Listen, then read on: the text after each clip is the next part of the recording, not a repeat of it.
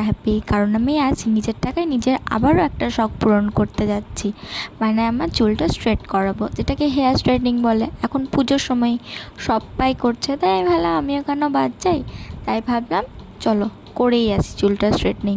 যেহেতু আমার চুলটা তোমরা দেখতেই পাচ্ছ কতটা ড্যামেজ, কতটা রাফ হয়ে আছে, তাই ভাবলাম যে একটু চুলটাকেও সুন্দর করে নিই। নিজের সাথে সাথে নিজের সুনাম নিজেই করছি, কারণ আমি এরকমই।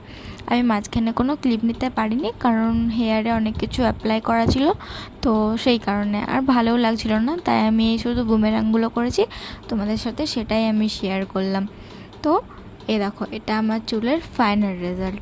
এত সুন্দর রেজাল্ট আসবে আমি ভাবতেও পারিনি।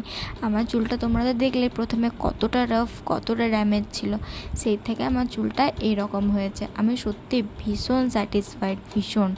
আমার তো ভীষণ ভালো লেগেছে করে। তোমরা যদি কেউ করতে চাও আমার সাথে